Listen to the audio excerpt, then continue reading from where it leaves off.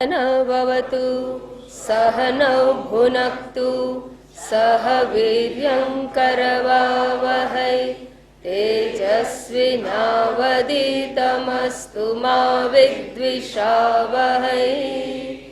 ॐ शान्ति शान्ति शान्तिः।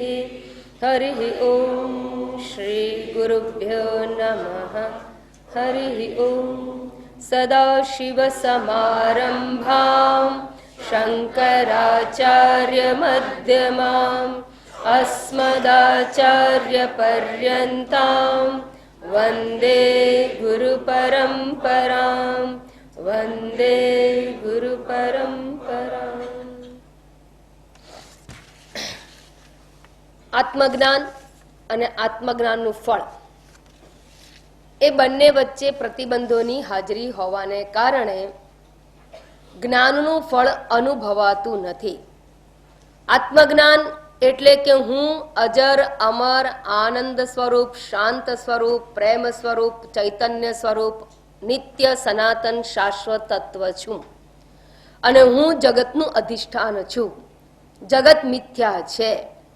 આ આત્મજ્ઞાન તત્વજ્ઞાનની વાત. અને એની ફળશ્રુતિ છે દુઃખની આત્યંતિક નિવૃત્તિ. અજંપો, ચિંતા, અસલામતી, ભય, દુઃખ, ઉદ્વેગ, અશાંતિ એ બધાની આપણા જીવનમાંથી બાદબાકી થવી એ જ્ઞાનનું ફળ છે. પણ છતાં જ્ઞાન હોવા છતાં એ જ્ઞાન ફળ જીવનમાં અનુભવાતું નથી. એનું કારણ શું? તો અહીંયા વિદ્યારણ્ય સ્વામી એની ચર્ચા કરીને કહે છે કે એનું કારણ કે 3 પ્રકારના પ્રતિબંધો રહેલા હોય તો જ્ઞાન હોવા છતાં જ્ઞાનનું ફળ મળતું નથી. અને એ સમજાવવાનો પ્રયત્ન ચાલી રહ્યો છે. એમાં સૌથી પહેલા શ્રવણ ની વાત કરવામાં આવી કે 3 પ્રતિબંધકોની અંદર પહેલો પ્રતિબંધ છે પ્રમાણ અસંભાવના. પ્રમાણ અસંભાવના રૂપી પ્રતિબંધ છે. અર્થાત કે હું જગતનું અધિષ્ઠાન છું, એમાં કોઈ પ્રમાણ છે ખરું? Is it authentic?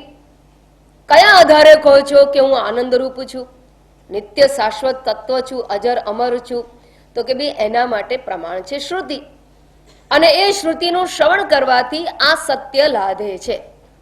પણ શ્રુતિનું એકવારનું શ્રવણ કરવામાં આવે તો એ અધ્યયન રૂપ શ્રવણ કહેવાય છે. અર્થાત આપણને આપણા સ્વરૂપનો માત્ર સમજ કે ઇન્ફોર્મેશન પ્રાપ્ત થાય છે.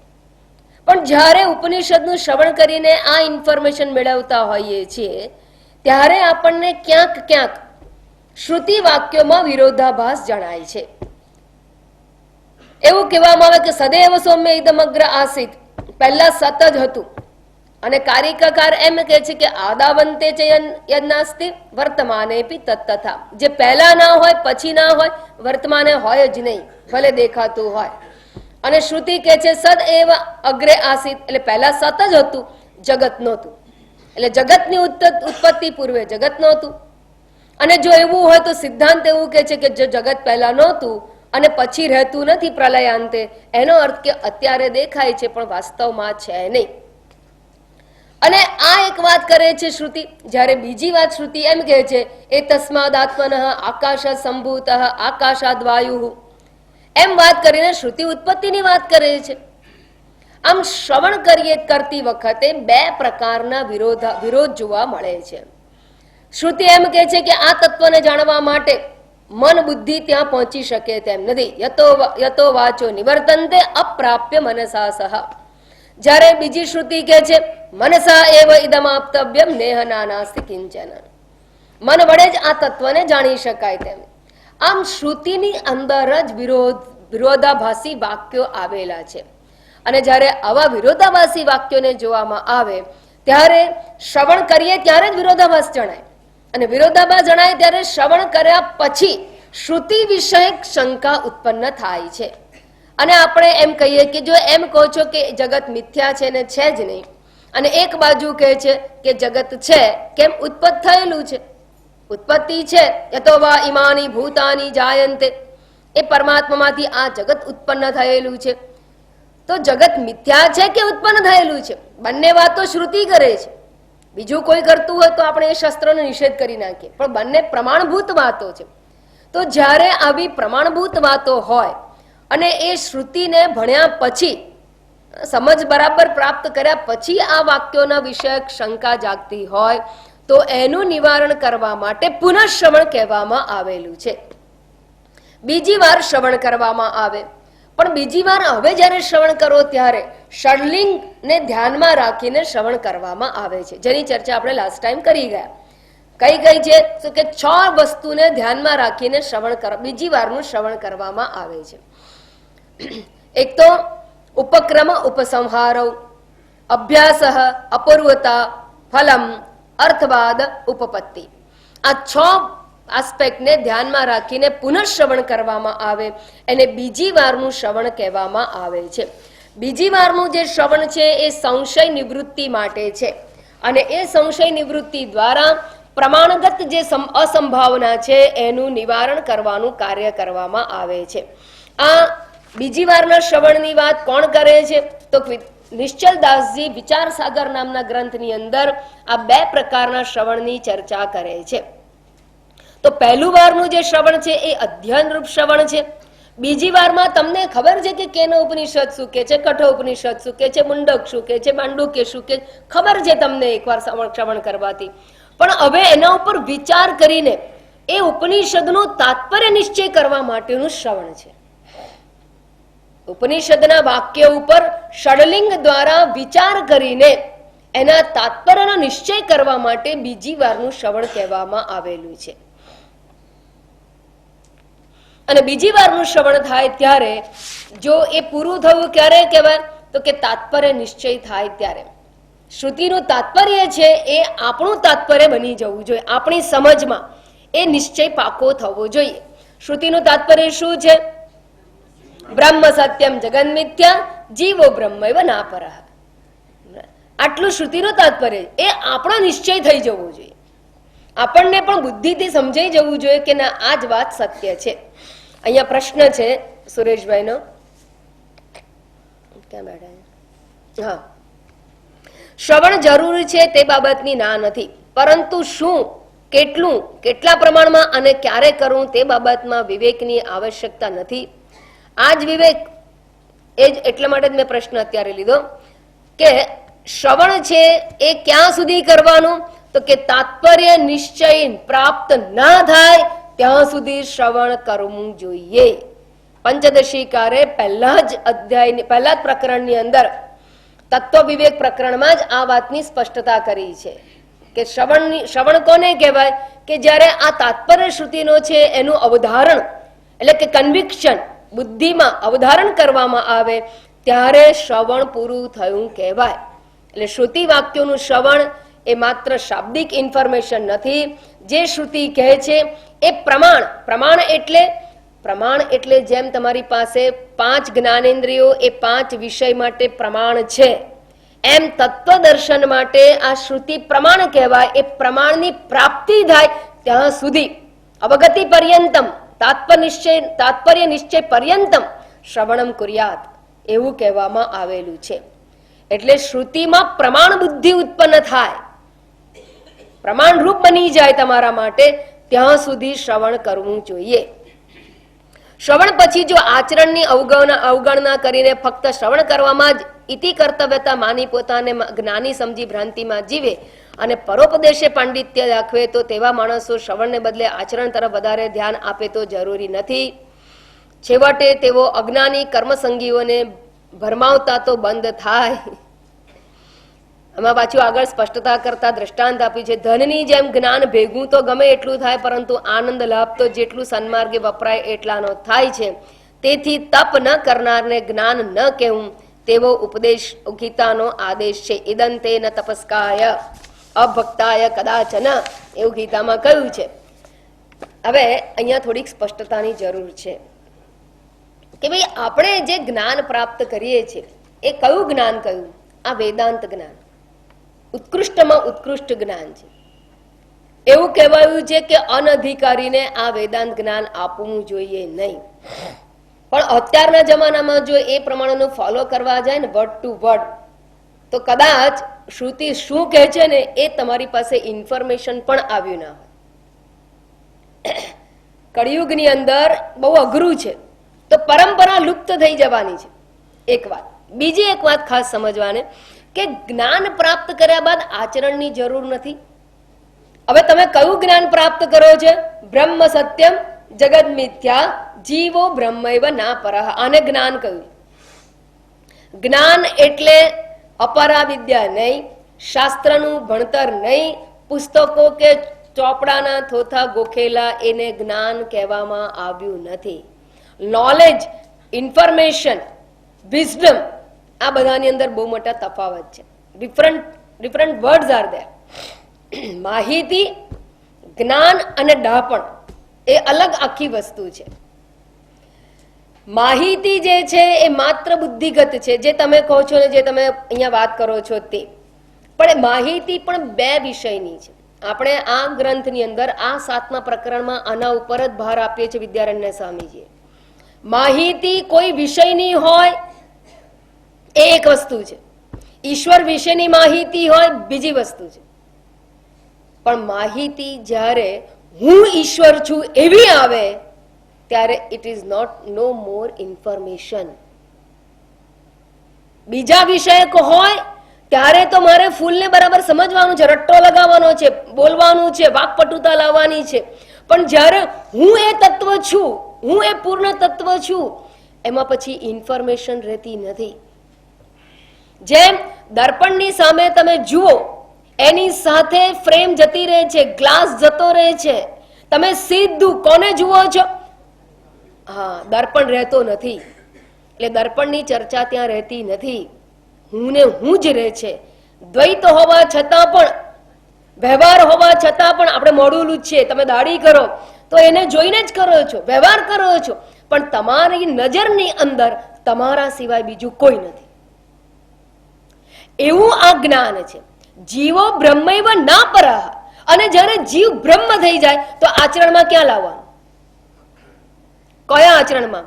કોના આચરણમાં? આચરણ ક્યાં છે? જ્યાં જગત છે. જગત છે ત્યાં વ્યવહાર છે. વ્યવહાર છે ત્યાં આચરણ છે. વ્યવહાર કોનો અને કયો? આ તો પારમાર્થિક સત્યનું જ્ઞાન છે. એટલે આ બધી વાતો જ્યાં સુધી ધર્મ વિષયક વાતો છે ત્યાં સુધી આચરણમાં આવે, પણ જ્યારે વેદાંત જ્ઞાનની વાત આવે ત્યારે આચરણ જીરો. કારણ કે વ્યવહાર જ નથી. જગત મિથ્યા કહેવામાં આવે છે.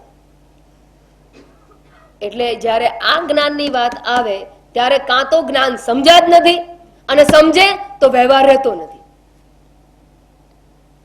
સમજે ખરેખર તો વ્યવહાર નથી, અને નથી સમજતા ત્યાં સુધી બુદ્ધિગત જ્ઞાન છે, એટલે ત્યાં સુધી જ્ઞાન થયું જ નથી. એટલે જ્ઞાન હોય અને આચરણમાં લાવવાની એ બે વાત થતી જ નથી. કાદને જ્ઞાન નથી, એ સ્ટીલ ઇડિયટ વન. એ બુદ્ધિ ખરેખર સમજી જ નથી. જેને જગત દેખાય છે, વ્યવહાર કરવો છે, એનો અર્થ કે વ્યવહાર કોણ કરે? હું. અને એ હું કોણ છે? જાગ્રતનો હું. જાગ્રતના જગતમાં જાગ્રતનો હું વ્યવહાર કરે છે, બરાબર? અને જ્યાં જાગ્રતનો હું રહેલો હોય ત્યાં પરમાર્થ હું રહેલો નથી. અને જ્યાં સુધી એ જાગ્રતનો હું છે ત્યાં સુધી એ વિશ્વ રૂપે રહેલો અહંકાર છે, અને અહંકાર છે ત્યાં જ્ઞાન નથી, વેદાંત જ્ઞાન નથી. હા, ધર્મ વિષયક જ્ઞાન માટે તમારી વાત બરાબર કે ધર્મનું જ્ઞાન પ્રાપ્ત કરવું અને પછી એમાં આચરણમાં લાવવું જોઈએ. પણ ધર્મનું આચરણ પણ મોક્ષની પ્રાપ્તિ માટે છે, તત્વજ્ઞાનની પ્રાપ્તિ માટે છે. માટે શ્રવણ કર્યા પછી આચરણની વાતો વેદાંતના મહાત્માઓ મોટા ભાગે કરતા નથી, કારણ કે એમની નિષ્ઠા જગતની અંદર નથી, એમની નિષ્ઠા પરમાર્થમાં છે. પણ રસ્તા બધા શાસ્ત્રમાં બતાવ્યા છે કે જેણે પરમાર્થ સુધી પહોંચવું હોય એના પગથિયા રૂપે ધર્મ છે. ધર્મની આવશ્યકતા છે, પણ જેને ચડવાનું બાકી છે એના માટે. અને અલ્ટિમેટ ત્યાં જવાનું છે. અલ્ટિમેટલી ધર્મની અંદર પડી રહેવાનું નથી, ને તો મનુષ્ય જન્મ ખલાસ થઈ જશે. આ કરવું ને આ ના કરવું એની અંદર પડી રહેશો તો મનુષ્ય જીવન પૂરું થશે અને તમે એમાંથી બહાર નહીં નીકળો. આની ચર્ચા આજે કરવાની આવે જ છે. બરાબર. એટલે બરાબર સમજો વેદાંત શું છે, વેદાંત ક્યાં છે, અને વેદાંતની દ્રષ્ટિ અને નિષ્ઠા એ બહુ જ સજાગ રહીને સમજવાની આવશ્યકતા છે. બે ભેગું કરશો નહીં. વ્યવહાર અને પરમાર્થને ભેગું કરો તો કન્ફ્યુઝન સિવાય કંઈ હાથમાં નહીં આવે. એટલે clarity is very very important. અને એ ક્લેરિટી માટે જ અમે કહેતા હોઈએ છીએ કે પ્રસ્થાનત્રયીનો મિનિમમ એક વારનું શ્રવણને હું તો કહું 2 વાર 3 વાર શ્રવણ કરીને આ ક્લેરિટી મેળવવાની કે ક્યાં વ્યવહાર છે ને ક્યાં પરમાર્થ છે, અને વેદાંતની શરૂઆત ક્યાં છે. વેદાંતની શરૂઆત જ આ રીતે છે. આચરણમાં તો ધર્મ સુધી વિવેક વૈરાગ્ય ષટ સંપત્તિની પ્રાપ્તિ થાય, મુમુક્ષાની પ્રાપ્તિ થાય ત્યાં સુધી ધર્મ છે જીવનમાં. એકવાર મુમુક્ષા જાગી નથી કે ધર્મ બાજુ પર તમે હવે મોક્ષ માર્ગે આગળ વધો છો. અને મોક્ષ માર્ગે આગળ વધવું એટલે દેહાભિમાનથી મુક્ત થવાની તૈયારી કરવાની. એટલે શું? શબને ઉપાડીને ચાલવાની તૈયારી કરવાની. આ દેહ છે એ હું નથી એવી સમજની અંદર દેહ શબ બની ગયું. દેહભાવ ને તોડવો એટલે જીવ ભાવને તોડવો, તૈયારી રાખવાની છે. એટલે કહું છે કે વેદાંતનો માર્ગ કેવો છે કે માથે કફન બાંધીને ચાલવાની વાત છે. એટલે ક્ષુરસ્ય ધારા નિશિતા દુરત્યાયા કહ્યું છે. પણ વ્યવહાર બુદ્ધિ એટલી દ્રઢ છે કે એને જલ્દી આ વસ્તુ આવતી નથી હાથમાં. શ્રવણ કરતા કરતા જ ક્લેરિટી આવશે. એટલે આ ક્લેરિટી ના આવે ત્યાં સુધી તો શ્રવણ અનિવાર્ય જ છે. એટલે ખાસ સમજો વેદાંત શું છે અને ક્યાં છે. તો હવે જે આપણે વાત કરતા હતા એ કે પ્રમાણગત સંશયની નિવૃત્તિ માટે શ્રવણ કહેવામાં આવેલું છે. અને અહીંયા વિદ્યારાયણ સ્વામીએ એક જ શ્લોકની અંદર આ શ્રવણ દ્વારા પ્રમાણગત સંશયની નિવૃત્તિની વાત કહી દેવામાં આવી. બીજો પ્રતિબંધ છે પ્રમેય અસંભાવના રૂપી દોષ છે. પ્રમેય અસંભાવના રૂપી દોષ એટલે જે કંઈ કહેવામાં આવ્યું છે એ ખરેખર સાચું છે ખરું, એ પ્રકારની શંકા જાગે છે. કેમ જાગે છે? કારણ કે શાસ્ત્ર તો કે છે જગત મિથ્યા, પણ મારો અનુભવ તો ડગલે પગલે ઠોકર વાગતી હોય એમ જીવનના અનુભવો ઠોકર જેવા છે. યાદ કરાવે છે કે જગત સાચું છે, બોલવાનું બંધ કર, જગત મિથ્યા નથી. એટલે અનુભવ છે એ આપણને જગતનું સત્યત્વ દર્શાવે છે. વળી શાસ્ત્ર કહે છે કે તું દેહાદિથી મુક્ત છું, અને અનુભવ એમ કહે છે કે દેહ હું છું, બીજું કોઈ હું છું હોઈ શકે જ નહીં. આમ પોતાના અનુભવ અને શાસ્ત્રના સિદ્ધાંતો એ બંને વચ્ચે વિરોધાભાસ જણાય છે. પેલામાં શ્રુતિ વિષયક વિરોધાભાસ હતો, અહીંયા આપણો અનુભવ અને શાસ્ત્રના સિદ્ધાંતો એ બંને વચ્ચે અંતર જણાય છે. તો આને કહેવાય પ્રમેય અસંભાવના. પ્રમેય એટલે જ્ઞાનનો વિષય. જ્ઞાનનો વિષય શું છે? જગત મિથ્યા અને હું બ્રહ્મ છું. જીવો બ્રહ્મ ના પર હોય એટલે જીવ એ જ બ્રહ્મ પરમાત્મા. એટલે હું ઈશ્વર છું કે હું પરમાત્મા છું, બ્રહ્મ છું, અહમ બ્રહ્માસ્મિ, એ શાસ્ત્રનો નિષ્કર્ષ છે. અને જગત મિથ્યા એ શાસ્ત્રનો નિષ્કર્ષ છે. એ પ્રમેય વસ્તુ થઈ. પ્રમેય એટલે જ્ઞેય. હવે એ જ્ઞેય વસ્તુ અને પોતાનો જીવનનો પ્રત્યક્ષ અનુભવ એ બંને વચ્ચે જ્યારે વિરોધાભાસ જણાતો હોય તો એને પ્રમેય અસંભાવના કહેવામાં આવે છે. આ પ્રમેયગત અસંભાવના જે છે એનું નિવારણ કેવી રીતે થાય છે? તો કે એનું નિવારણ કરવા માટે મનન ક્રિયા કહેવામાં આવી છે. મનન ક્રિયા કેવી રીતે થાય?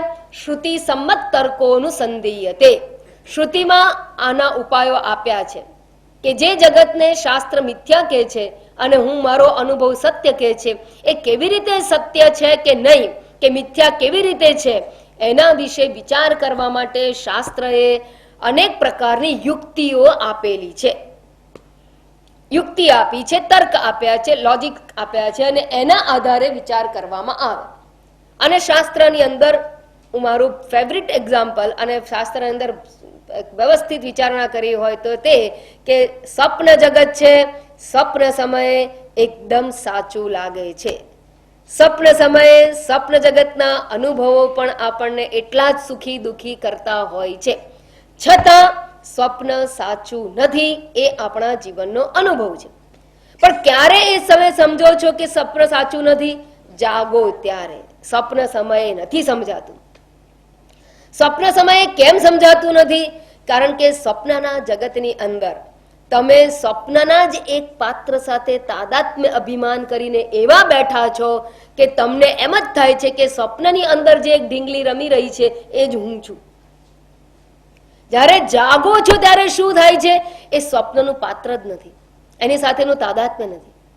એની સાથેનું તાદાત્મ્ય તૂટવું એટલે જ સ્વપ્ન ગયું. સ્વપ્ન જાય ક્યારે? વારંવાર હું આ એક્ઝામ્પલ આપું કે સ્વપ્નની અંદર હું કોઈની હોસ્પિટલમાં ખબર કાઢવા ગઈ અને એ વખતે હું ખબર કાઢવા જનાર હું ફ્રૂટ્સ લારી પરથી લઉં છું. લારીવાળો છે, ફળ છે, નાળિયેર છે, કેળા છે, સફરજન છે, લારીવાળો છે, અમે છીએ, અમે જઈએ છીએ, હોસ્પિટલ પાસે જઈએ છીએ, રસ્તો છે. સાંજનો વિઝિટર્સ અવાજ કેટલા હોય? સાંજે 4 થી 6 એટલે સંધ્યાકાળનો સમય છે. એટલે સૂર્ય છે, રસ્તો દેખાય છે, સૂર્યપ્રકાશમાં સૂર્યપ્રકાશ છે, બિલ્ડિંગ છે. પગથિયા ચડીએ એટલે પેલો કહે છે કે હમણાં નહીં, લિફ્ટ ચડે છે, લિફ્ટ વાળો છે, લિફ્ટમેન છે, નંબર માળે જાઓ છો, ઉપર જાઓ છો, નર્સ છે, ડોક્ટરો ફરે છે, બધું જ દેખાય છે. બરાબર? હવે આ આખું સ્વપ્ન મારા માટે સત્ય છે. કેમ? અને સ્વપ્નમાં હું કોઈની ખબર કાઢવા જઉં છું, કેમ સત્ય છે? કારણ કે હું ખબર કાઢવા જનાર જે વ્યક્તિ છે ને એ સ્વપ્નનું કલ્પિત પાત્ર છે અને એ કલ્પિત પાત્રમાં મેં હું બુદ્ધિ કરી નાખી છે. હું વિઝિટર છું અને ખબર કાઢવા જાઉં છું ને કોઈ પેશન્ટ છે. અને કોઈ પેશન્ટ ક્યાં સુધી દેખાય? જ્યાં સુધી એ સ્વપ્નના કલ્પિત પાત્રમાં મેં હું બુદ્ધિ કરી હોય ત્યાં સુધી. જેવું એ સ્વપ્નના પાત્રમાંથી હું બુદ્ધિ ગઈ એની સાથે આખું સ્વપ્ન ગયું. કારણ કે હતું જ નહીં, એ હું બુદ્ધિના આધારે આખું જગત છે. એ પ્રમાણે આ સ્વપ્ન જગતમાં આ એક પૂતળી છે ઢીંગલી, એની અંદર મેં હું બુદ્ધિ કરી છે. જ્યાં સુધી આ દેહમાં હું બુદ્ધિ હોય ત્યાં સુધી આ બધું જ છે. જે ક્ષણે એ હું બુદ્ધિ જતી રહે છે તે ક્ષણે જગતનું મિથ્યાત્વ સમજાય છે. ફેર એટલો છે કે પેલું મારું કલ્પિત જગત હતું, માટે જેણે કલ્પ્યું હતું એણે જ દેહમાં તાદાત્મ્ય કર્યું અને એને જ એ જાગે છે. એ હવે જાગ્રતનો હું બની જાય છે, વિશ્વ બની જાય છે. અને માટે એ આખું જગત છે એ ત્યાં હોતું જ નથી, એ માત્ર સ્મૃતિગત રહી જાય છે. પરંતુ આ જગત છે એ જ્યારે તમે આ દેહમાંથી તાદાત્મ્ય તોડો ત્યારે એ સ્મૃતિ માત્ર નહીં રહે, એ પ્રતીતિ રૂપે રહે છે. કેમ? કારણ કે એ ઈશ્વરનું જગત છે. એ પેલા તૈજસનું જગત હતું, એ તૈજસ પોતે વિશ્વ બની ગયો, માટે એ તૈજસનું જગત જતું રહ્યું. જ્યારે આ ઈશ્વરનું ક્રિએશન છે, આ વિશ્વનું ક્રિએશન નથી. એટલે વિશ્વ અહંકાર, વ્યષ્ટિ હુંનું ક્રિએશન નથી, એ ઈશ્વરનું ક્રિએશન છે. માટે એ પ્રતીતિ રૂપે રહે છે પણ અનુભૂતિ રૂપે રહેતું, સત્ય અનુભૂતિ રૂપે રહેતું નથી. કોના જેવું છે કે રસ્તા ઉપર મિરાજ વોટર, મૃગજળ દેખાય છે, એ કોનું ક્રિએશન છે? ઈશ્વરનું. કેમ? કારણ કે મિરાજ વોટર છે એ સૂર્યની હાજરીને કારણે છે. સૂર્યાસ્ત થયા પછી નહીં દેખાય, બપોરે દેખાય, મધ્યાહન કાળે. અને એ સૂર્યની ઉત્પત્તિ ઈશ્વરે કરી, માટે એ પ્રતીતિ પણ જે છે મિરાજ વોટરની એ પણ ઈશ્વરની કૃતિ કહેવાય. અને માટે આપણે રસ્તા ઉપર જતા હોઈએ ત્યારે મૃગજળ છે એ પાણી જેવું દેખાય, એટલું જ ને આગળ ખટારો જતો હોય તો એ મૃગજળની અંદર ઊંધો ખટારો પ્રતિબિંબ પણ દેખાય. અને કિનારા ઉપર ઝાડ હોય તો એ પણ ઊંધા ઝાડ પ્રતિબિંબિત થતા હોય, જેમ નદી કિનારે થતું હોય પાણીમાં તેવું. પણ છતાં આપણી નજરમાં શું છે? એમાં સત્યતા નથી, પ્રતીતિ છે, સત્યતા નથી. કે પ્રતીતિ કેમ છે? પ્રતીતિનું નિવારણ ન કરી શકાય, કારણ કે ઈશ્વરની રચના છે. બસ એમ આ જગત છે એ ઈશ્વરની રચના છે, એની પ્રતીતિનું નિવારણ ના થાય, માત્ર સમજમાં એ સત્યતા એની ચાલી જાય છે. તો હવે શ્રુતિ સંમત તર્ક દ્વારા શાસ્ત્રના સિદ્ધાંતોને દ્રઢ કરી અને પ્રમેયગત અસંભાવનાનું નિવારણ કરવામાં આવે છે. અને એ શ્રુતિ સંમત તર્ક દ્વારા જે વિચારણા કરવામાં આવે એને મનન ક્રિયા કહેવામાં આવે છે. એને મનન કહો કે ચિંતન કહો, બંને એકની એક જ વાત છે. બરાબર? એ ચિંતન એટલે જ્ઞાનનું ચિંતન, એ ધ્યાન નહીં, એ જ્ઞાનરૂપ ચિંતન છે. ચિંતન છે એ જ્ઞાનનું છે. ધ્યાન, ચિંતન અને મનન આમ જોવા જઈએ તો ત્રણેય પર્યાય તરીકે વપરાતા રહ્યા છે. પરંતુ આપણી અંદર એ સમજ આવવું જોઈએ કે જ્યારે કોઈ ઈશ્વર, સગુણ ઈશ્વર વિષય ધ્યાન હોય તો એને પણ ધ્યાન કહેવાય, એને ચિંતન કહેવાય, પણ એ ચિંતન એ જ્ઞાનરૂપ ચિંતન નહીં. અહીંયા જે છે તર્ક દ્વારા જ્યારે વિચારણા સત્યની કરવામાં આવે ત્યારે એને જ્ઞાનરૂપ ચિંતન કહેવામાં આવે છે. એમાં એ માટે પણ એક જ શ્લોકની અંદર વાત કરી દેવામાં આવી. 101 શ્લોકમાં કહું, વેદાંતાનામ અશેષાણામ આદિ મધ્ય અવસાનતઃ અશેષાણામ વેદાંતાનામ, સંપૂર્ણ વેદાંતોનું એટલે વેદાંતો નામ ઉપનિષદ પ્રમાણમ, બધા જ ઉપનિષદોનું, વેદાંત એટલે ઉપનિષદ, બધા જ ઉપનિષદોનું આદિ મધ્ય અવસાનતઃ એટલે આરંભમાં, મધ્યમાં અને અંતે એટલે ઉપક્રમ અને ઉપસંહાર, અને મધ્ય વચ્ચે વચ્ચે પણ અભ્યાસ રૂપે પણ બ્રહ્માત્મની એવ તાત્પર્યમ, તાત્પર્ય શું છે શાસ્ત્રનું? બ્રહ્મ આત્મા એક, બ્રહ્માત્મની એટલે બ્રહ્મ એ જ આત્મા, આત્મા એ જ બ્રહ્મ, એ તાત્પર્ય છે. ઇતિ ધીહિ, આ બુદ્ધિ છે એને શ્રવણમ ભવેત, એને શ્રવણ કહેવામાં આવેલું છે. આવી બુદ્ધિ જે છે એને શ્રવણ કહેવાય કે હું અને બ્રહ્મ એ કદાપી ભિન્ન હોઈ શકે નહીં. પણ કયો હું? ચૈતન્ય આત્મા રૂપ હું, અવસ્થાત્રય સાક્ષી રૂપ હું અને બ્રહ્મ, એ બંનેની એકતા કહી.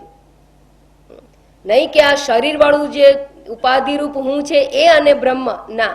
5 કોષ રહિત પંચકોશાતીત ચૈતન્ય, અવસ્થાત્રય સાક્ષી ચૈતન્ય જે છે એ બ્રહ્મ છે, એ પ્રકારે શ્રુતિનું તાત્પર્ય છે. એવી બુદ્ધિ દ્રઢ થવી જોઈએ. બરાબર? તો તમારું શ્રવણ છે એ પૂરું થયું કહેવાય. શ્લોક નંબર 102 માં કહે છે, સમન્વય અધ્યાય એતત્ સુઉક્તમ. સમન્વય અધ્યાય એ ક્યાં આવ્યો? તો કે બ્રહ્મસૂત્રમાં. બ્રહ્મસૂત્રનો પહેલો અધ્યાય સમન્વય અધ્યાય કહેવામાં આવે છે. અને એ અધ્યાયની અંદર એતત, આ શ્રવણ વિષયક વાત છે એને સારી રીતે સમજાવવામાં આવેલી છે. સમન્વય અધ્યાય તત્તુ સમન્વયાત, એ જે ચોથું સૂત્ર છે એની અંદર આ ચર્ચા શ્રવણ વિષયક સંપૂર્ણ કરવામાં આવેલી છે. બસ ત્યાં શ્રવણની વાર્તા પૂરી થઈ ગઈ. હવે પછીનો જે 1.5 શ્લોક છે એ મનન વિશે વાત કરે છે. ધી સ્વાસ્થ્યકારીભિઃ તર્કૈઃ સંભાવના અર્થસ્ય દ્વિતીય અધ્યાયે ઈરિતા. દ્વિતીય અધ્યાય, બીજા અધ્યાયની અંદર, અધ્યાય 2 બ્રહ્મસૂત્રનો જે છે એને તર્કપાદ કહેવામાં આવે છે. 4 અધ્યાય છે. એ 4 અધ્યાયની અંદર જે વિભાગ કરવામાં આવ્યા અધ્યાયની અંદર એને પાદ કહેવામાં આવે છે. બીજા અધ્યાયના બીજા પાદમાં, તર્કપાદની અંદર તર્ક દ્વારા, કેવા તર્ક દ્વારા? ધી સ્વાસ્થ્યકારીભિઃ તર્કૈઃ. ધી સ્વાસ્થ્યકારી એટલે બુદ્ધિને સ્વસ્થ કરે એવી, સ્વસ્થ કરે એટલે શંકા મુક્ત કરે એવી, એવા તર્કો. પણ કોની બુદ્ધિને? આપણી બુદ્ધિને. બાકી બીજા કોઈની બુદ્ધિને કરે તો મતલબ નથી. પણ આપણે પ્રત્યેકની અંદર ઉત્પન્ન થતી જે શંકાઓ છે એનું નિવારણ કરીને આપણી બુદ્ધિને કન્વિન્સ કરે એવા તર્કો વડે, બ્રહ્મસૂત્ર એટલે તર્ક પ્રધાન છે, ન્યાય શાસ્ત્ર જ કહેવામાં આવે છે, તર્કથી જ સમજાવવામાં આવેલું છે. તો કે એવા તર્કો વડે આ જે અનુભવ વચ્ચેની ખાઈ છે ને એ પૂરવામાં આવેલી છે. અનુભવ અને શાસ્ત્રના સિદ્ધાંતો એને દૂર કરવામાં, એની વચ્ચેની જે ખાઈ એટલે કે શંકા છે એને દૂર કરવામાં આવેલી છે. અર્થસ્ય સંભાવના, અર્થસ્ય સંભાવના, અર્થસ્ય એટલે અર્થસ્ય સંભાવના એટલે શું? જે પ્રમેય વિષય છે, પ્રમેય કયો વિષય છે? બ્રહ્મ સત્યમ જગત મિથ્યા અને અહમ બ્રહ્માસ્મિ, એ પ્રમેય વસ્તુ છે. એના અર્થની સંભાવના એટલે કે એમાં રહેલી શંકાઓ છે એને દૂર કરીને એ અર્થ જે છે એ સત્ય છે એ કહેવામાં આવેલી. ઇતિ ઈરિતા, ઈરિતા એટલે કહેવાયેલી છે. એટલે પ્રમેય અસંભાવનાની નિવૃત્તિ મનન દ્વારા એટલે કે તર્ક દ્વારા વિચારણા કરીને કરવામાં આવેલી છે. અને અવિરોધ અધ્યાય એટલે બીજો અધ્યાય જે છે અવિરોધ અધ્યાય, એની અંદર બીજા પાદમાં આ વાત કહેવામાં આવેલી છે. અર્થસ્ય સંભાવના દર્શિતા એટલે અદ્વૈત સત્યને એસ્ટાબ્લિશ કરવાનું કાર્ય એમાં કરવામાં આવેલું છે. આમ મનન દ્વારા પ્રમેય અસંભાવના રૂપી દોષની નિવૃત્તિ કહેવામાં આવી. હવે મહત્વની વાત હવે ઊભી થાય છે કે જો તમે શ્રવણ કરી લીધું, ક્લેરિટી આવી ગઈ, શાસ્ત્રનો નિષ્કર્ષ છે એ સ્પષ્ટ સમજાઈ ગયો, એટલું જ નહીં તર્ક દ્વારા પણ એટલે કે યુક્તિ દ્વારા પણ તમે સમજી લીધું કે ના જગત સત્ય હોય કેવી રીતે શકે. એક સમયે જણાતું આ જગત, પ્રતીત થતું જગત, એ તો માત્ર હું જાગ્રત જગતને ધ્યાનમાં રાખીને જાગ્રત હું ની અંદર આ દેહમાં અભિમાન કરું ત્યારે જ જણાય છે. અને જ્યારે આ દેહથી ભિન્ન થઈને વિચાર કરવામાં આવે, ત્રણેય અવસ્થાઓ પર વિચાર કરું છું, ત્યારે સ્પષ્ટ જણાય છે કે જેમ નાટકના 3 અંકો આવે અને જાય અને સ્ટેજ યથાવત હોય છે, બસ એ જ પ્રમાણે મારા જીવનની અંદર પણ જાગ્રત અનુભવ, સ્વપ્ન અનુભવ, સુષુપ્તિ અનુભવ એ વારંવાર ત્રિઅંકી નાટકની જેમ એવરી ડે ભજવાય છે. પણ આ ત્રિઅંકી નાટક જેના આધારે ભજવાય છે એ ચૈતન્ય આત્મા હું છું. અને એ હુંના દ્રષ્ટિકોણથી આ ત્રણેય વસ્તુ છે એ મિથ્યા છે, આરોપિત છે, અર્થાત આવનાર જનાર છે, ટેમ્પરરી છે, અનિત્ય છે. અને આવી સમજ દ્વારા જગત મિથ્યાત્વ અને એ ચૈતન્ય આત્મા એક બ્રહ્મ છે એવી સ્પષ્ટતા ને દ્રઢતા પણ થઈ ગઈ. બરાબર? મનન દ્વારા આ ક્રિયા કરવામાં આવે અને આટલી સ્પષ્ટતા પ્રાપ્ત કરવામાં આવે. હવે એ થઈ ગઈ, સમજાઈ ગયું, ક્લિયર, અને હવે બુદ્ધિ કન્વિન્સ પણ થઈ ગઈ. તેમ છતાં પણ હવે ત્રીજો દોષ જે ચિત્તગત છે એ વારંવાર વચ્ચે આવે છે. એને કહેવામાં આવે છે વિપરીત ભાવના રૂપી દોષ. જ્યારે જ્યારે ક્લાસમાં આવીએ, મહિને ક્લાસ આવે કે 20 દિવસ આવે કે 15 દિવસ, ત્યારે જીવો બ્રહ્મૈવ ના પરહ એ યાદ આવી જાય. અને બાકીના બધા દિવસ હું સંસારી, હું વ્યવહારિક, આખા દિવસ માટે આપણે આ જ વિચારના, દિવસો નહીં, વર્ષમાં એકાદ વાર અહમ બ્રહ્માસ્મિ, બાકી બધું અહમ સંસારી. અને કાં તો જો ઊંધું થાય તો વાંધો નહીં. હા, એક દ્રષ્ટાંત છે કે જ્ઞાની માટે જગત કેવું છે, કે જગત દર્શન કેવું છે, તો કે તમે જ્યારે આંખ ખુલ્લી રાખો છો અને આ ડોક્ટર્સ બધા બેઠા છે, ખબર હશે કે આંખ છે 1 મિનિટમાં આ કેટલી વાર પાપણ નીચે પડતી હશે? 15-17 વખત તો પડે. આંખને ભીની રાખવા માટે આપણે આ આઈલિડ્સ છે એ બધા બંધ થઈ જાય, બરાબર, અને આંખ ભીની રહેવી જોઈએ. તો હવે આંખ છે એ આમ બંધ થાય છે ત્યારે આંખ બંધ થાય એટલે વિઝન બંધ થઈ જવું જોઈએ. તો 1 મિનિટમાં 16 વાર મને આ દ્રશ્ય દેખાવું ના જોઈએ. પણ એવું બને છે ખરું?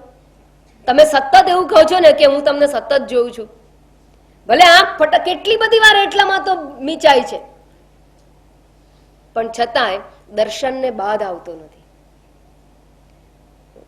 એમ જ્ઞાનીનું બિલકુલ રિવર્સ, કે ગમે એટલી વાર આંખો ખુલ્લી રહે પણ જેમ એમની આંખો ક્યાં?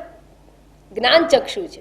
એ જ્ઞાન ચક્ષુ એવા ખુલ્લા છે કે આ દ્રશ્ય જે છે ને એને બાધિત કરતું નથી, એની જ્ઞાન દ્રષ્ટિને બાધિત કરતું નથી. યા નિશા સર્વભૂતાનામ તસ્યામ જાગૃતિ સંયમી, યસ્યામ જાગૃતિ ભૂતાની સા નિશા પશ્યતો મુનેહ. અર્થાત એની જે આંખો છે ને એ આ દ્રશ્ય જગત પ્રત્યે આમ મિચામણા થયેલા હોય છે અને એની ખરી આંખ તો ખુલેલી હોય છે બ્રહ્મ સત્યમ જગત મિથ્યા. એ દ્રષ્ટિનો બાદ એટલે જગત દર્શન થવા છતાં એનો બાદ આવતો નથી. જેવી રીતે તમારી આંખો બંધ થવા છતાં આ દ્રશ્ય જોવામાં તમને બાધા આવતો નથી, એ જ પ્રમાણે આ જગત જોવા છતાં અદ્વૈત દ્રષ્ટિમાં એને બાદ આવતો નથી.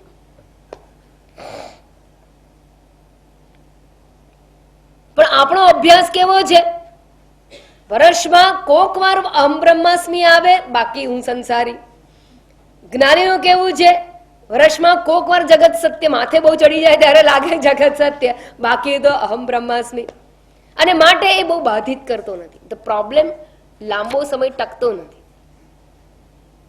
નથી, એટલો ફેર પડી જાય છે. તો હવે વિપરીત ભાવનાની વાત શ્લોક નંબર 103 કરવામાં આવેલી છે. તો અહીંયા વિદ્યારણ્ય સ્વામીના શબ્દો દ્વારા એના પર વિચારણા કરીએ. બહુ જન્મ દ્રઢાભ્યાસાત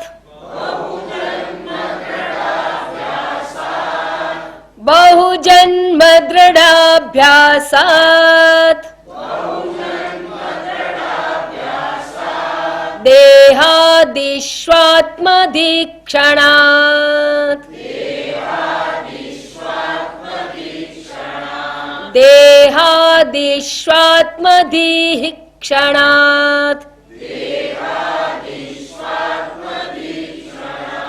ધીહિ દૈર્ઘ્ય બોલવું પડે કારણ કે પાછી ક્ષ આવે છે એટલે અહીંયા લંબાવીને ધીહિ એવું કરવું પડશે. દેહાદિશ્વાત્મધીક્ષણાત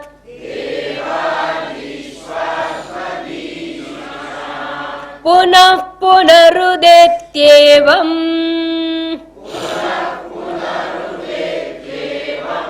પુનઃ પુનરુદેત્યેવં જગત સત્યત્વધીરપી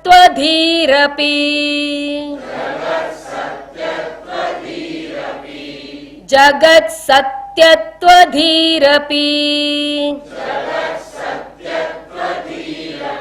બહુજન્મ દૃઢાભ્યાસાત દેહાદિશ્વાત્મધીક્ષણાત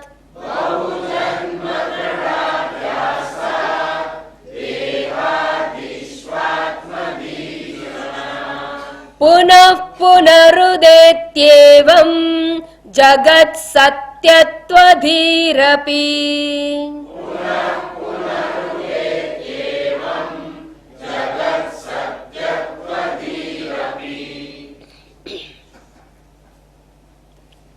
બહુજન્મ દ્રઢાભ્યાસાત એક આશ્વાસન છે આપણી પાસે કે આપણે ખોટી બુદ્ધિ અત્યારની નથી, ક્યારની છે?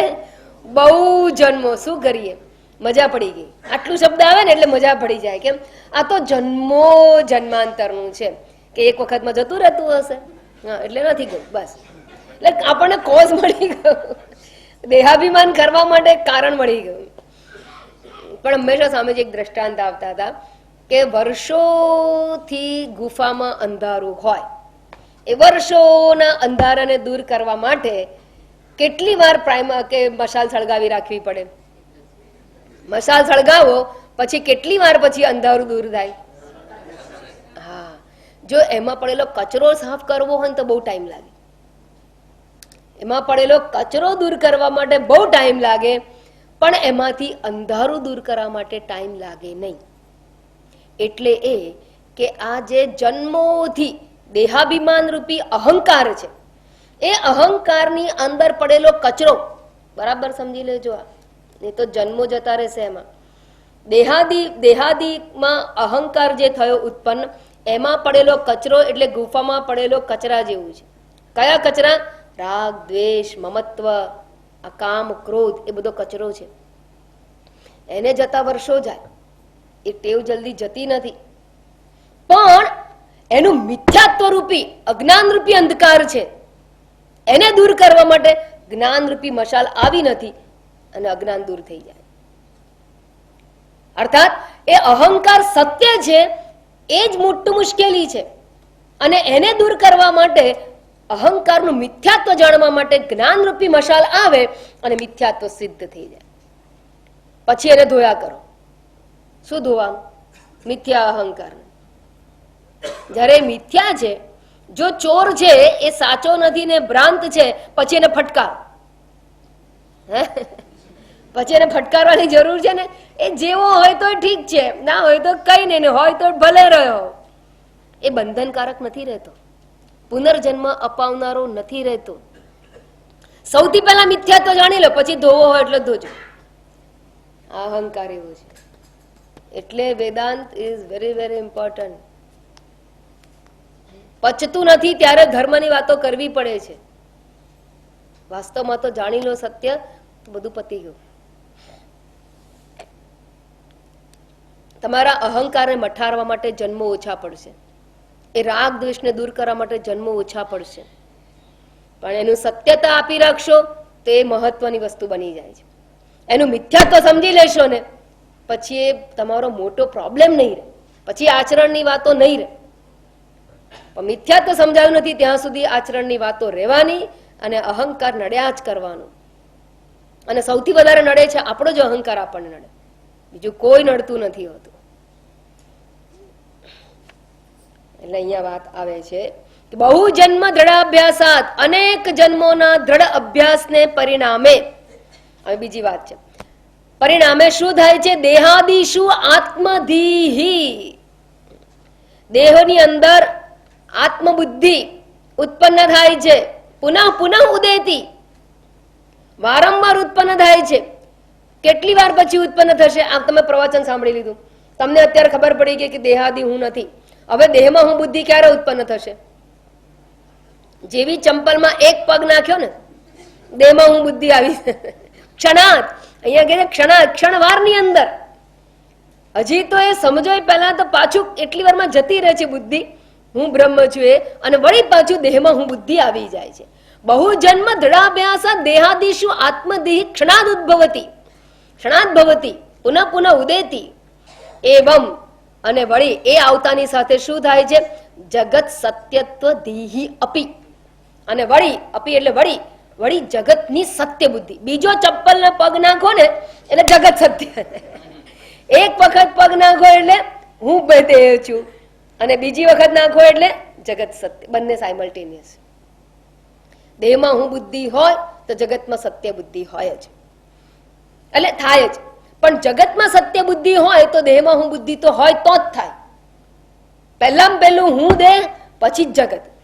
પહેલા ઉઠીએ એટલે હું ઉઠી, પછી કેટલા વાગ્યા એટલે જગત આવે.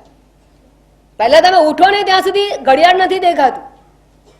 પહેલા ઉઠીએ છીએ આપણે, ક્યાં ઉઠીએ છીએ? પથારીમાંથી. પથારીમાંથી નહીં, આ શરીર છોડીને જતા રહ્યા હતા. સ્વપ્ન અને સુષુપ્તિ વખતે દેહને છોડીને જતા રહ્યા હતા. દેહમાં આવી ગયા એટલે ઉઠી ગયા. દેહનું ભાન થવું એટલે જ ઉઠવું. દેહને ધારણ કરવું એને જ વિશ્વમાં આવી ગયો. તૈજસ અને પ્રાજ્ઞમાંથી વિશ્વ થઈ ગયો. કારણ કે એ તો એકનો એક જ છે ને, એ તો ખાલી વેશભૂષા બદલે છે. અહંકાર તો એક જ છે. સ્વપ્ન વખતે તૈજસ કહેવાય, સુષુપ્તિ વખતે પ્રાજ્ઞ કહેવાય. તો પ્રાજ્ઞ અને તૈજસ બનેલો સીધો વિશ્વ બને, એનું નામ જાગ્રત. એટલે ઉઠી ગયા. એટલે શું? દેહમાં હું બુદ્ધિ કરી, અને જેવી દેહમાં હું બુદ્ધિ થાય એટલે સીધું કેટલા વાગ્યા, ક્યાં જવાનું છે, શું કામ કરવાનું છે, પહેલા બ્રશ કરી લો, પહેલા ચા પી લો, બેટી લઈ લો, ચાલુ થઈ. કયો વિચાર આવ્યો? જગત વિચાર આવી ગયો. જગત સત્યત્વ ધીહી, અને આને વિપરીત ભાવના કહેવામાં આવે. આ શ્લોકની અંદર વિદ્યારણ્ય સ્વામી વિપરીત ભાવનાની વ્યાખ્યા આપે છે. વિપરીત ભાવના કોને કહેવામાં આવે? તો કે બે પ્રકારની મતિને વિપરીત ભાવના કહેવામાં આવે છે. કઈ બે મતિ? દેહ હું છું અને જગત સત્ય છે. જો બંને જગ્યાએ ધીહી શબ્દ છે. દેહાદિશુ આત્મધીહી, દેહમાં હું બુદ્ધિ. દેહાદિશુ એમ કહ્યું ને શું કહેવા માંગે છે? બધા દેહમાં, સ્થૂળ અને સૂક્ષ્મ બંને દેહમાં, અથવા તો પાંચે પાંચ કોષમાં, અન્નમય, પ્રાણમય, વિજ્ઞાન, મનોમય, વિજ્ઞાનમય અને આનંદમય, આ બધામાં હું બુદ્ધિ એટલે દેહાદિશુ. દેહ એટલે અન્નમય, એમ કહીને પાંચે કોષમાં હું બુદ્ધિ એ એક. અને કેટલી વાર લાગે? આ શરીર હું બુદ્ધિ કરે પછી પ્રાણમાં હું બુદ્ધિ થતા કેટલી વાર લાગે? કોથળો ભરેલો સાથે જ આવી જાય આખો. એ પાંચે લેયર સાથે જ આવી જાય. જેમ બે લેયર નો કોટ હોય ને, આ 5 લેયર નો કોટ છે, એ સાથે જ આવી જાય છે. અને બીજું એ જેવો જેવો આપણે એ પહેરી લીધો એટલે હું બુદ્ધિ કરી નાખી એની અંદર, એની સાથે જગત સત્ય તો બુદ્ધિ આવી ગઈ. અને હું બુદ્ધિ આવી દેહમાં, એને જ સંસારી હું કહેવામાં આવે છે. આ સંસારી હું એટલે કયો હું? તમારો હું કે મારો હું? તમારો એવું માનો છો ને, કારણ કે સંસારીમાં તમે પછી વ્યાખ્યા બદલી કાઢી છે. સંસારી હું એટલે દેહમાં હું કહું, એનો અર્થ શું થયો?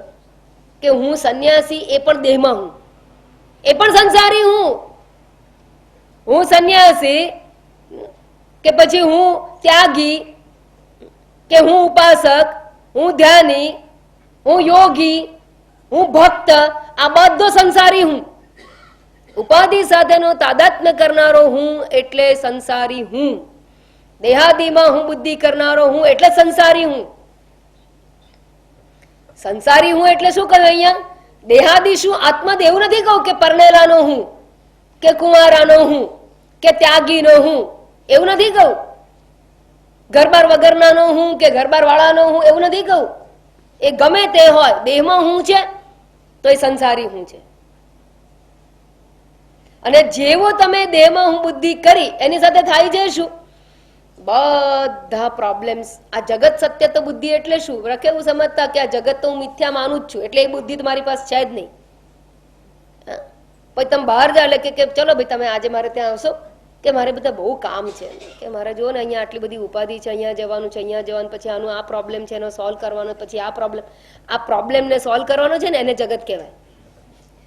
જગત બુદ્ધિ, સત્ય બુદ્ધિ એટલે એવું નહીં કે ઝાડ દેખાય છે સાચું છે, પૃથ્વી સાચી છે, સૂર્ય સાચો, એવી બુદ્ધિ તો છે આપણે આવતી જ નથી. આમે અહીંયા જગત સત્ય તો બુદ્ધિ એટલે મારા પ્રોબ્લેમ સાચા છે, મારી ચિંતા સાચી છે, મારી મુશ્કેલીઓ સાચી છે, એટલે હું દેહ છું અને આ મારી મુશ્કેલીઓ છે બધી સાચી છે. એને જગત સત્ય તો બુદ્ધિ કહેવામાં આવી છે. જગતનું મિથ્યાત્વ છે એવું કઈ આપણને જલ્દી સમજાય એવું નથી. એ ક્યારે સમજાય? તમારા પ્રોબ્લેમને મિથ્યા સમજો ત્યારે.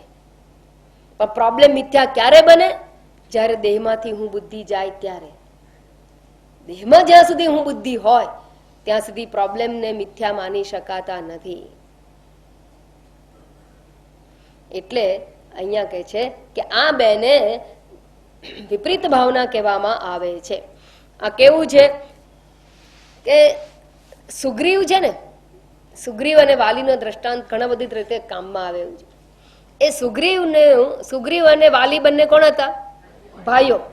અને વાલીએ સુગ્રીવનું રાજ્ય પડાવ્યું કે સુગ્રીવ વાલીનું રાજ્ય પડાવ્યું? વાલીએ સુગ્રીવનું રાજ્ય પડાવી દીધું. અને વાલીએ સુગ્રીવને મૂકી લીધી, તગડી દીધો. અને એની પાછળ બરાબર પડે, ભાગ અહીંયાથી તું ભાગ લેવા આવ્યો છું. બંને ભાઈઓ હતા, પણ પેલો મોટો હતો ને જબરો હતો, બધું પડાવી લીધું. ભાગ અહીંથી દૂર ભાગ. અને પેલો બિચારો એને રાજમાં રહી નતો શકતો. ભક્તો ક્યાં જતો હતો? ઋષ્યમુખ પર્વત પર જતો રહે. કેમ ત્યાં જતો રહ્યો? તો કે ત્યાં વાલીને પ્રવેશ નહોતો. વાલીને એવો શ્રાપ આવતો હતો કે ઋષ્યમુખ પર્વત પર આવે તેનું માથું કપાઈ જશે. એટલે વાલી ત્યાં જવાની હિંમત નહોતો કરતો. હવે આ વાલી એટલે કોણ?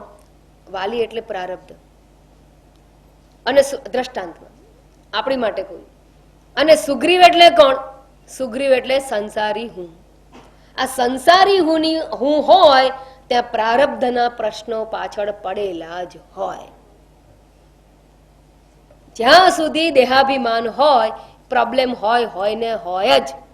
સંન્યાસી હોય તો એને શિષ્ય પ્રોબ્લેમ હોય, ગૃહસ્થી હોય એને પુત્ર પ્રોબ્લેમ હોય, ગૃહસ્થીને ઘરના પ્રોબ્લેમ હોય, સંસારીને આશ્રમ પ્રોબ્લેમ હોય, સંન્યાસીને આશ્રમ પ્રોબ્લેમ હોય. ગૃહસ્થીને આ બધું કોણ હચવશે, ધંધો પાણી બધું ઊંચું કરેલું છે સંભાળશે કોણ એની ચિંતા હોય. અને મઠાધિપતિઓને મઠ સંભાળશે કોણ એની ચિંતા હોય. એટલે ટૂંકમાં પ્રારબ્ધ તો પડેલું જ હોય. તમે છોડીને જશો જ ક્યાં? જગતમાં ક્યાંય છોડીને જવાય એવું છે જ નહીં. જ્યાં સુધી દેહમાં બુદ્ધિ હું બુદ્ધિ હોય ત્યાં સુધી પ્રશ્ન સંસારી એટલે કે જગત સત્યત્વ પ્રશ્નો રહેવાના જ. પણ ક્યાં નહીં રહ્યા? આ વાલીરૂપી પ્રારબ્ધ ક્યાં પહોંચતું નથી? ઋષ્યમુખ ઉપર. ઋષ્યમુખ ઉપર એટલે ક્યાં? તો કે તુરીય દશામાં પહોંચે નહીં, પારમાર્થિક સત્યમાં પહોંચતું નથી. પરમાર્થ હું છે ત્યાં એ પહોંચતો નથી. ત્યાં જગતના પ્રશ્નો આવતા. એટલે જ્યાં સુધી દેહાદિમાં હું બુદ્ધિ હશે ત્યાં સુધી કોઈને પૂછતા નહીં કે કેમ છો બધા. અને વારંવાર પૂછે કેમ છો કેમ છો. એટલે શું પૂછવાનું હોય? તો એનું એ જ હોય. કોઈ ફેર પડતો ના હોય. ગઈકાલે બીજા પ્રોબ્લેમ હતા, આજે બીજા. ગઈકાલે એનો રંગ લાલ હતો, આજે એનો રંગ લીલો છે, અને પછી પરમ દિવસે પીળો હોય. રંગ બદલાયા કરે પણ પ્રોબ્લેમ રહે છે. એટલે એમાં કઈ બહુ ફેર પડતો નથી. કેમ છો કયા કરો એટલે હોય જ. અન્ડરસ્ટુડ. એટલે જ પૂછવું પડે કેમ છો કેમ છો, મજામાં. પેલું કોઈ પણ ફોન કરે પહેલા મને કેમ છો, તમે મજામાં છો? પહેલો પ્રશ્ન મને એવું કરે પહેલો. એટલે એમ હોય જ નહીં મજા. એ સજાની જ મજા હોય. બાકી મજા હોય જ નહીં. મજા ક્યારે આવે? ખરેખર તુરીય દશામાં સ્થિત થાવ, કોઈ પ્રોબ્લેમ ના આવે. આ ઋષ્યમુખ પર્વત એટલે પારમાર્થિક દ્રષ્ટિ, ઋષિ દ્રષ્ટિ, અને ત્યાં બેસી જાઓ તો પ્રોબ્લેમ થાય નહીં. પણ અહંકાર એટલે હું એટલે અહંકાર, તો અહંકાર જ્યાં સુધી છે ત્યાં સુધી મારા પ્રશ્નો પણ સત્ય છે. અને એ સાઇટ બદલી કાઢો. કરવાનું છે શું? વ્યવહારિક હુંમાંથી પારમાર્થિક હુંમાં જમ્પ કરવાનું છે. એક સીધામાં સીધો રસ્તો છે. જો પ્રોબ્લેમને દૂર કરવાના બે રસ્તા છે. એક તો તમે પ્રયત્નપૂર્વક પ્રોબ્લેમને દૂર કરવાનો મથા કરો છો, તમે અત્યારે ઓલરેડી કરી જ રહ્યા છો. તમે ઘણી વાર ધ્યાનમાં બેસી જાઓ, જપ કરો, બધું કર્યા કરો છો. આ પ્રોબ્લેમને સોલ્વ કરવા માટેનો એક રસ્તો છે. અને બીજો પ્રોબ્લેમ સોલ્વ કરવાનો રસ્તો કયો છે? તો કે જમ્પ મારીને તુરીયમાં પહોંચી જાઓ. Which is easy one? મને કહો, ઇઝી વન કયું છે? જમ્પ માર. એટલે અમે કરીએ છીએ અને તમને કહીએ છીએ પેલામાં તો કરશો ને તો પાર નથી આવતો. એ બદલાય, મેં કહ્યું કલર બદલે છે, કઈ ફેર પડતો નથી. ખાલી તુરીય દશામાં જ પ્રોબ્લેમ ના હોય. એ પારમાર્થિક સત્ય છે, એ જ શાશ્વત શાંતિનો રસ્તો છે, બીજો કોઈ રસ્તો નથી. અહંકાર સદા બંધનમાં. અહંકાર એટલે બંધનમાં, મર્યાદિત છે. મર્યાદિત હોય એટલે બંધનમાં કહેવાય. તમે કિલ્લો ગઢ જીતી ગયો, પેલો કોણ જીતી ગયો? તો કે ઉંદર જીતી ગયો. શું જીતી ગયો? તો કે મોટું દર બનાવી દીધું. પણ ક્યાં? તમારા ઘરની 4 દિવાલમાં. એ જીતી ગયો કહેવાય ના. એટલે અહંકાર સદા બંધનમાં અને આત્મા સદા મુક્ત. એ બંધનમાં આવી શકે અને અહંકાર કદાપી મુક્ત થઈ શકે નહીં. એટલે અહંકાર છે, એ અહંકાર માંથી આકારની બાદબાકી કરી નાખો. આકાર એટલે નામ રૂપની બાદબાકી કરી નાખો. એટલે હું બુદ્ધિને નામ અને આકારમાંથી મુક્ત કરી નાખો. પછી જે અહમ રહે છે એ શુદ્ધ અહમ, શુદ્ધોહમ, બુદ્ધોહમ, સચ્ચિદાનંદોહમ, એ બાકી રહેશે. શું કરવું એ આપણા ઉપર આધારિત છે. વિદ્યારણ્ય સ્વામી હવે એ જ વાતને આગળ જણાવતા કહે છે નિધિધ્યાસન. આ તો નિધિધ્યાસન, અરે વિપરીત ભાવના કોને કહેવામાં આવે એ અહીંયા સમજાવવામાં આવેલું છે કે વિપરીત ભાવના એટલે 2 પ્રકારની બુદ્ધિ. અને 2 પ્રકારની બુદ્ધિ એટલે કઈ કઈ? હું દેહ છું સૌથી પહેલા, કારણ કે એનું રૂટ છે. અને બીજું જગત સત્ય એટલે પ્રશ્નો સત્ય, મારી મુશ્કેલીઓ સાચી છે, પ્રોબ્લેમ્સ, મારા પ્રોબ્લેમ તો પ્રોબ્લેમ. આ બધું સાંભળીએ પણ આપણા પ્રોબ્લેમ તો ખરા જ ને, એને તો સોલ્વ કરવા જ પડે ને. એનો અર્થ કે સાંભળતા નથી આપણે, એનો અર્થ જ સાંભળતા નથી. ખરેખર હું તમને કહું છું, હું કહું આખો દિવસ ભલે તમે તમારા પ્રોબ્લેમને સાંભળો, પણ રોજ જે અડધો કલાક 3 વાર ત્રિકાળ સંધ્યામાં આ તમે ઋષ્યમુખ પર્વત પર જતા રહો, ખાલી અડધો કલાક તુરીય અવસ્થામાં જતા રહો, 100% તમને કહું કે ખાલી એટલું કરશો ને તો પણ બીપી નહીં થાય. હા, નહીં તો શું થાય છે કે વધારે સંઘર્ષ થાય છે. અને વધારે સંઘર્ષમાં પ્રેશર આવે, કારણ કે તમે સમજો પણ છો અને જીવી નથી શકતા. એનો બીજો પ્રોબ્લેમ હોય. પહેલા તો ખબર નહોતી, એનો જ માત્ર પ્રોબ્લેમ હતો. આ તો ખબર છે અને જીવી નથી શકતા, બીજો પ્રોબ્લેમ છે. એટલે વધારે સપ્રેશન આવે અને કોઈને તમે કહી ના શકો. તમે કોઈને કહેવા જાઓ તો તમે તો સત્સંગી, તમે મને શું કહેવાય, અને તમને ખબર પણ છે કે એ તો આપણો કઈ પ્રોબ્લેમ સોલ્વ કરેવા નથી, કારણ કે એને તો કઈ ખબર નથી. અને આપણે ખબર છે ને રડીએ, પેલો ખબર નથી ને રડે છે. એ ખબર નથી ને રડે છે ને એના કરતા ખબર છે ને રડે ને એનું દુઃખ વધારે હોય છે. એટલે એમાંથી મુક્ત થવા માટે બહુ મુશ્કેલી પડે. એટલે આ દેહાદીથી પર થવાનો અભ્યાસ કરવો છે. એને નિધિધ્યાસન કહેવામાં આવે છે. અને એ જ આ વિપરીત ભાવનાથી નિવૃત્તિનો ઉપાય છે. એટલે શ્લોક નંબર 104 ની અંદર હવે ઉપાય રૂપે રહેલ જે નિધિધ્યાસન છે એને સમજાવવામાં આવી રહ્યું છે. વિપરીત ભાવનેયમ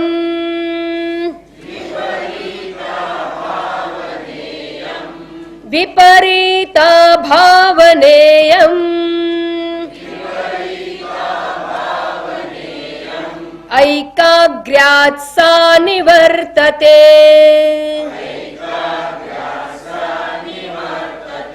ऐकाग्र्यात् सा निवर्तते तत्त्वोपदेशात् प्रागेव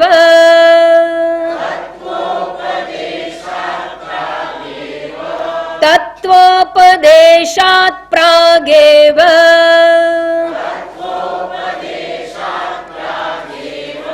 भवत्येतदुपासनात् भवत्येतदुपासनात् विपरीता भावनेयम् ऐकाग्र्यात् सा निवर्तते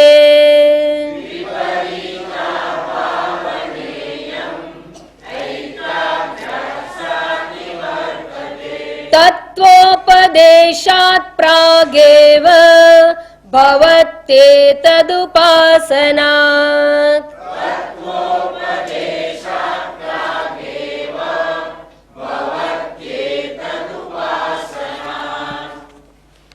આ વિપરીત ભાવના રૂપી દોષને બ્રહ્મસૂત્રમાં પણ બહુ લાંબી ચર્ચા નથી.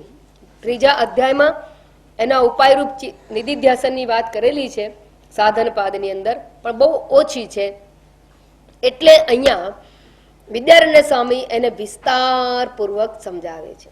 શ્લોક નંબર 103 થી 131 શ્લોક પર્યંત નિધિધ્યાસનની ચર્ચા કરવામાં આવેલી છે. અર્થાત વિપરીત ભાવનારૂપી દોષના નિવારણ માટેની ચર્ચા કરવામાં આવેલી છે. કારણ કે એ હેબિચ્યુઅલ એરર છે, સંસ્કારથી પડેલું અને બહુ જન્મ દ્રઢાભ્યાસાત પ્રાપ્ત કરેલું છે. આપણે કમાયેલા બહુ જન્મથી કમાણી કરી છે, શું દેહાભિમાનની કમાણી કરી રાખી છે, અને માટે એને દૂર કરવા માટે વિચારણા વિસ્તારપૂર્વક અહીંયા કરવા. એટલે 29 શ્લોક માત્ર આના માટે ફાળવા. તમે વિચાર કરો, શ્રવણ માટે 1 શ્લોક, મનન માટે 1 શ્લોક, એટલે પ્રમાણગત અસંભાવના અને પ્રમેયગત અસંભાવના માટે 1 શ્લોક આપ્યો. જ્યારે આ વિપરીત ભાવનાની નાબૂદી માટે 29 શ્લોક વિદ્યારણ્ય સ્વામી ફાળવી રહેલા છે. અને હવે એના માટે અહીંયા સમજાવતા કહે છે, ઇયમ વિપરીતા ભાવના. ઇયમ એટલે આ વિપરીત ભાવના જે છે એ કઈ વિપરીત ભાવના છે? 2 પ્રકારે રહેલી ભ્રાંતિ. દાદા અમુક સિદ્ધાંતો તમારે દ્રઢ સમજી જ લેવાના, એટલે ગોખાઈ જવા જોઈએ કે હું દેહ છું અને મારા પ્રશ્નો સાચા છે, મારા જીવનની મુશ્કેલીઓ એ સાચી છે. આ 2 પ્રકારની ભ્રાંતિ જે છે તે એકાગ્રત એટલે અહીંયા નિધિધ્યાસનને જ એકાગ્રતા કહેવામાં આવેલી છે. એકાગ્રતાથી નિવર્તતે નિવૃત્ત થાય છે. પણ એની અંદર અહીંયા વિદ્યાનંદ સ્વામી ઉપાસનાની વાત પણ કરે છે કે ઉપાસનાત એતદ ભવતિ પ્રાગ એવ ઉપદેશાત પ્રાગ એવ એતદ ઉપાસનાત ભવતિ. આ નિધિધ્યાસન કરવાનું સરળ પડે કોને? જો તત્વજ્ઞાન પ્રાપ્ત કર્યા પહેલા જેણે ઉપાસના કરી હોય, એવા ઉપાસના કરેલાને નિધિધ્યાસન બહુ ઓછા સમય કરવું પડે અને એની વિપરીત ભાવના દૂર થઈ જાય છે. તો આ ઉપાસના કઈ રીતે કોને મદદરૂપ થાય છે એની પણ વાત અહીંયા વર્ણવવામાં આવેલી છે. અને ઉપાસના શબ્દ શા માટે લીધો છે, કેટલું મહત્વ છે એનું, ક્યાં સ્થાન છે, એની ચર્ચા આ જગ્યાએ કરવી પડશે અને સમય આપણી પાસે નથી. માટે આવતી વખતે ભેગા થઈશું ત્યારે એના ઉપર વિચારણા કરીશું. ઓમ પૂર્ણમદ પૂર્ણમિદં પૂર્ણાત પૂર્ણમુદચ્યતે પૂર્ણસ્ય પૂર્ણમાદાય પૂર્ણમેવાવશિષ્યતે. ઓમ શાંતિ શાંતિ શાંતિ. હરિ ઓમ શ્રી ગુરુભ્યો નમઃ. હરિ ઓમ.